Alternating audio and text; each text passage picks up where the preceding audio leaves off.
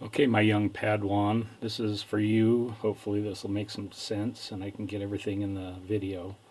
So this is what you're dealing with. Your middle spring here pushes up on the disconnector, which we've talked about, and if you have enough pressure, it will constantly force that disconnector up, which is what resets your trigger.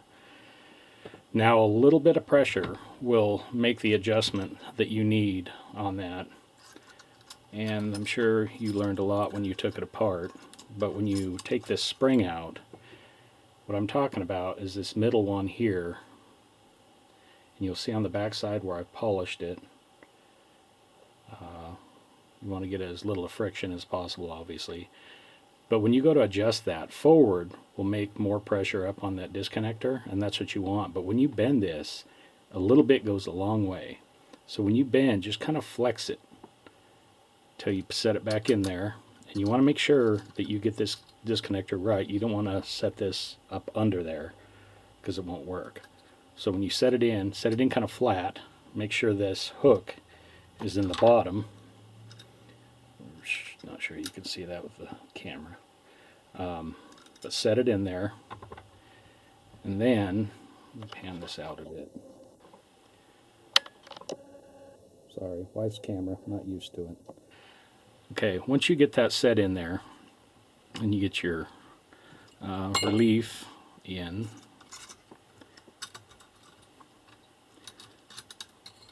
set your relief in the bottom, set your mainspring housing back in, and go up as it would be normally, and then feel the pressure on your trigger.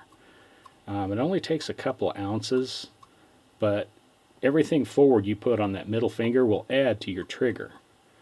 Now, obviously, you get it too light, you're going to have hammer follow, which can present a dangerous situation. So it's trial and error, little by little.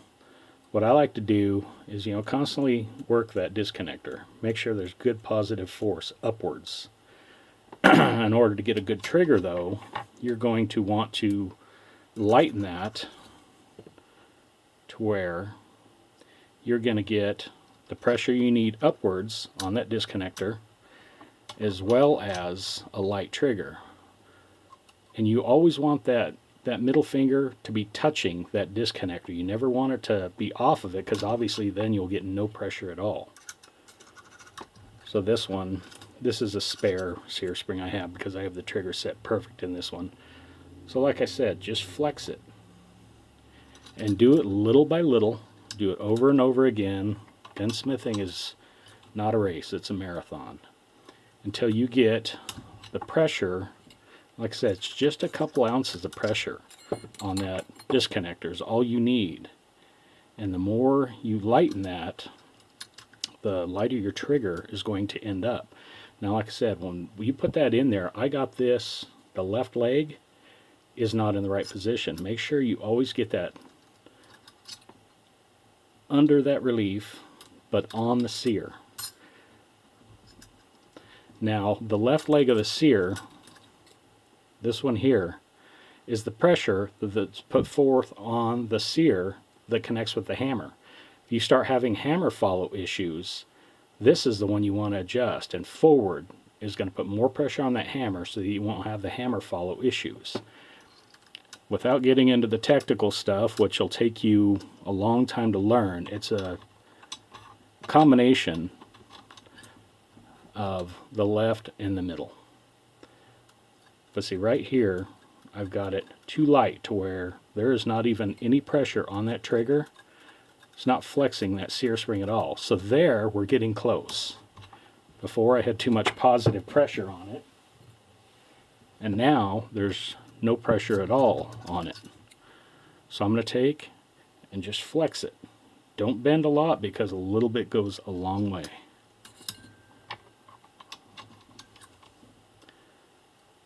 Okay, right there, I've got decent pressure. I'm going to try that disconnector. And I can feel there's good enough force. Now, once you get it this close, you can take something like I've got and just flex till it feels good. So I've got light pressure on the trigger, and I have a positive reset on that disconnector. Now you want to push all the way down, make sure it doesn't stick at all. When you get your new disconnector, you're going to want to polish the surfaces, as I'll point out in a minute. But the less friction you have on these surfaces, the easier they'll glide. And that's what you're after for a light trigger and a positive reset every time. You're dealing with right now is the trigger not resetting, so this middle finger has become relaxed over time, or those surfaces may have gotten dirty. You know, there's different things that can cause that. But this middle one is your trigger and your positive reset, and it's a fine balance to get those exactly right.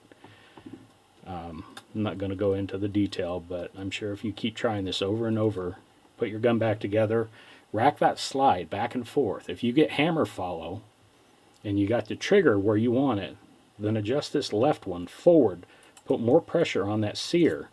That's going to take those sear hooks and get them in there tighter to where it puts more pressure on that hammer to where that hammer will not follow when you slam that slide forward. So hopefully that will make sense.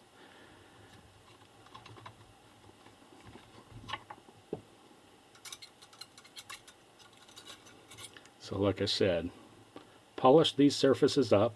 Again, you'll find I've already done it, but if you have a cloth wheel and a Dremel, that works best. That's what I use. On your hammer and disconnector, you don't have to worry much about the hammer. I've already done that. Your disconnector is going to be the surfaces right here and on the back side of that, as well as that trigger bow. Anywhere that makes contact, you want to make sure is shiny, polished, and anything that can reduce the friction. It's going to make those parts slide and work together well. So this is quick and dirty, but hopefully this will help.